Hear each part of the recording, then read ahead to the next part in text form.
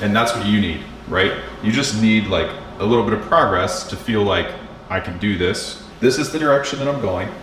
I'm gonna lose this weight. That scale over there is gonna say this. You gotta be a little bit concrete enough to where if you make a bad choice or you get off track or something happens, it doesn't just blow everything up. It's lightweight. Let's go. Leukemia patient can lift it. Come on.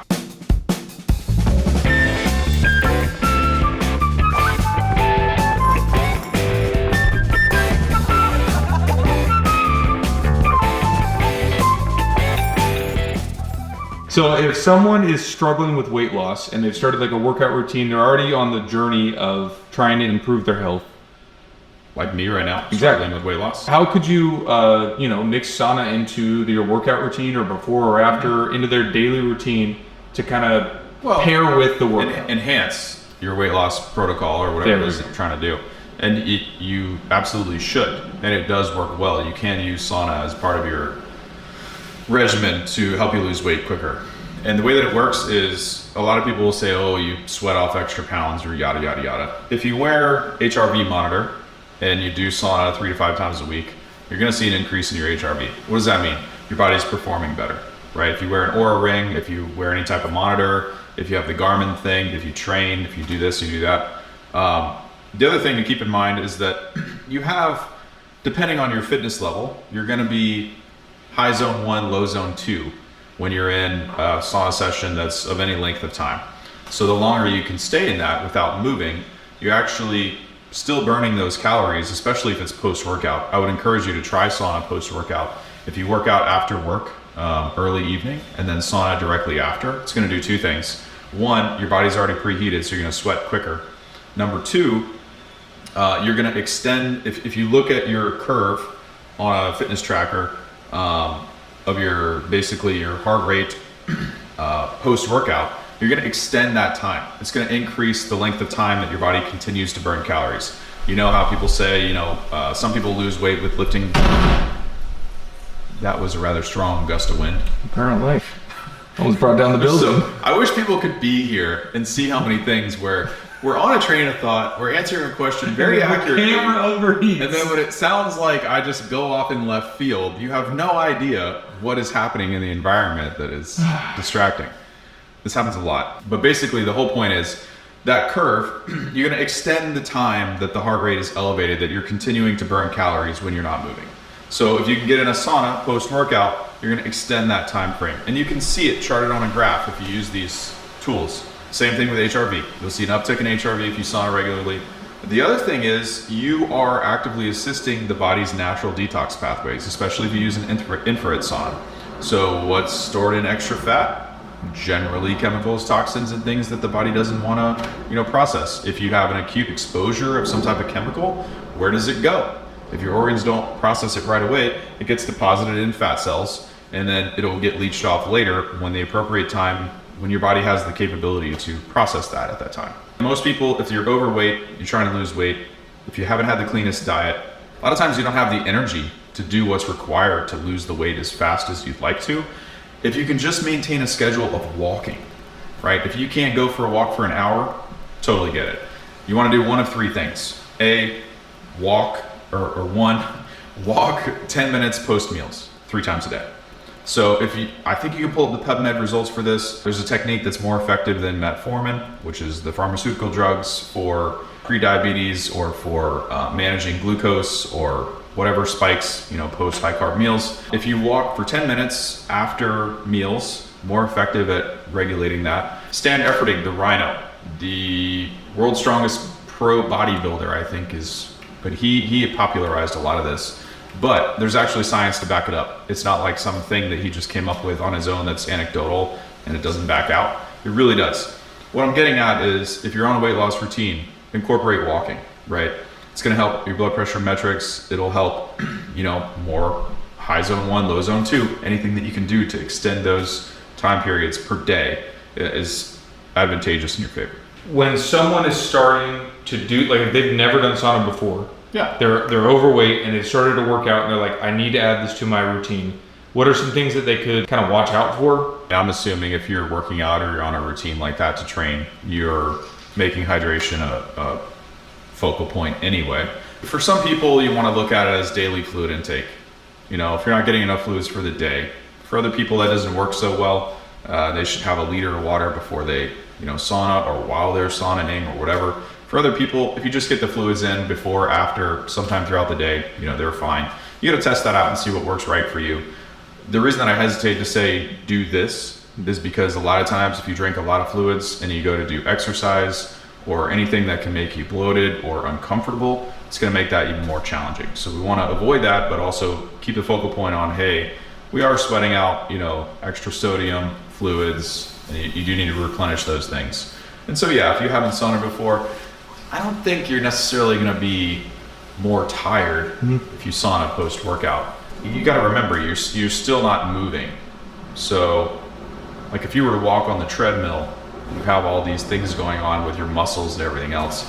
You're relatively relaxed physically in the sauna. Your heart rate, it's going to stay elevated. You're going to be sweating. You might feel overheated, but it should be relatively tolerable. No big deal. Do you personally prefer to, like, if you're going to sauna, would you sauna before or after your workout? After. After? Yeah. And why is that? I just like sauna before bed. It's more of a relaxation ritual for me. It increases your heart rate. Yeah, people say it mimics exercise and does all these things. But for me, it's a lot different to hop in the squat rack, and try and hit my max weight for X amount of reps or whatever. In that case, I'm at max capacity. I'm huffing and puffing. I'm breathing like a madman. Sauna is not like that for me. Once you become heat adapted, it's very normal. I think of it as gentle. Yeah, it might be too hot and you have to open the door. You might have to cool down and get back in or something like that. But it's a different physiological response than HIIT training or other things that I like. I also like it later in the evening because I sleep really good after. So if you're asking about me personally, not necessarily a recommendation for other people, if I were at Oura Ring for any length of time and I sleep for a week, no sauna, still working out, but then I incorporate sauna 3-4 times a week, check the data, I sleep better, I can feel the difference, I'm more relaxed in the evening. And it's almost, in the beginning, I almost said part of my cool down routine, but nothing about sauna is a cool down routine. But for me personally, in my mind, I get done with a workout. A lot of times, you want to know what I do for myself? Yeah. Here's what I do. This is not a recommendation for anyone, because you kind of like, you're going through a couple of spikes here in the evening. So I work out with the guys, 5:30. We'll do our HIIT training, we'll do cardio, we'll do heavy weightlifting, whatever it is for that particular day or that week. We'll end our session 6:30, 7 o'clock. I'll have dinner, same time immediately, 7 o'clock. And then I'll go out. I might relax for half an hour or something after I eat, but then I'll go out and I'll walk the neighborhood for 20-25 minutes. While I'm walking the neighborhood for 20-25 minutes, the sauna is heating up. My body is technically cooled down from the workout. I've had food, I've already relaxed, so I'm no longer in the workout state. And we're about to ramp that up again with sauna, but in a gentle way, right? So then I'll do a 20-30 minute sauna session. I'll hop in the shower and then I'll do some reading and then start my sleep rituals for the evening. If I do that, I sleep way better than if, we do those things separately or it's not in that order. I don't know if that's unique to me or if it's the right thing for everybody. Some people say when they sauna in the morning, they feel energized and have a much better day. Other feedback from other people is that if I sauna that late at night, I love it and it gives me energy and then I'm wired and I can't go to sleep. For me, that's not the case. It relaxes me, winds me down. I think there's also, if you look up PubMed or some other research data on sleep temperature, there's a reason why all these bed jet / cooling devices that fit under your covers to give you a set sleeping temperature. There's these peaks and troughs or these spikes and troughs on your body temperature that also can prep you for sleep. I think that, I don't know, but I think there's something to the component of I'm super heated, it's 8 o'clock at night, now I'm taking a cold shower, it's 8:30, 9 o'clock at night, my body's like doing this, cool down with a cold spike, and then I'm relaxing on the couch, and then I start my little wind down procedure for bed. Yeah. And it's like everything is synonymous. The body's coming down, everything's cooling down. You kind of, it works for me. So it also seems like if someone is, struggling with their weight loss and they want to put sauna in their schedule, it seems like a big part of this is just making it a routine. Well, yeah, for sure. some of the stuff that I'm saying is anecdotal. It's not like scientifically proven. But if you've done this many times for this many years, you kind of figure out what works for you. Then you work with hundreds or thousands of people and you sort of see like trends. Some of the reasons that I mentioned this is we're not talking about things that directly will make your body lose weight. At the same time, we are. Because if you're stressed, if you have a piss poor diet and it's causing you physiological stress, causing you inflammation, if you have a stressful lifestyle, you hate your job, maybe family life's not so great, maybe you're financially stressed, maybe you're not on your purpose, don't know what to do with your life, like all these things, you have an excess of cortisol, right? Cortisol will make you hold weight, especially in the spare tire area, right? Hey, it's no secret. Started for me. I had a challenging year, all the damn near lost my life. A little bit hard. A little bit difficult. And we're seeing the effects of that now, right? Like I'm a little bit overweight. I'm still strong, I'm still muscular, but I'm not as lean as I'd like to be. I've got some extra fat in this area. I've been through a huge stressful, and you can see it too, like in my neck. I have a thick neck anyway, but I mean, hey man, we're talking about, this is real shit. Yeah. We're talking about losing weight. I mean, these are things that people deal with. I'm dealing with it myself, right? Maybe not as severe as some other people, but I didn't have a choice. I had to maintain a certain level of rhythm in order to get through, that experience. When you're going to the hospital 5 days a week, what up? How you keep your head screwed on straight. Yep. You gotta have procedures, you gotta have rituals, you gotta have habits. You have to have must-dos. It doesn't matter how you feel. You better get your ass up and stick with it, or else what do you have? You done. Literally. True. Okay. Is there any, coming from your standpoint, and a person who has personally dealt with a lot of this stuff and had obstacles coming your way with keeping your health up and weight loss and all those things, and somebody told you something at some point and you were like, you know what, you're right. Stop making it more difficult than it is in your mind. Start recognizing like the reality of the situation. You likely have an imbalance in your body. Stop playing nice, causing you to hold, weight in certain areas, causing you to not burn, calories effectively, maybe make you sluggish. Any of those things takes you down a notch from your energy level, what you think is normal, what you think you're capable of, and comes into mindset. Because anything that brings you down a notch, if there's 2 or 3 things, now you're down a few notches, now you're down 15-20%. When you are like that, or you're facing those circumstances, you're thinking about exercise like it's this big mountain that you have to climb, right? But it's literally a set of small choices over a defined period of time, repeating a consistent, repeatable action that's part of a plan to get you said result. Because I'll just speak for myself. That's how I got into this position. How do I have extra pounds? How do I have, a spare tire? How can I be stronger than anyone else in the gym, but I don't necessarily look like it, right? Well, it's maintaining strength from before. It's also maintaining a workout procedure through hardship, through going to the hospital 5 days a week, through this. But I didn't do it for the physical reasons. I did it for the mental reasons, right? To keep me on track, to have this anchor in my life where I'm like, okay, this is gonna suck for 3 to 5 hours. I have to sit in this infusion chair, but 2 hours after workout, I gotta make it home and I gotta be rested up because the boys are coming or working out, right? It's more of like a commitment thing for a greater purpose. For me, it wasn't about the physical. Physically, I was trashed anyway.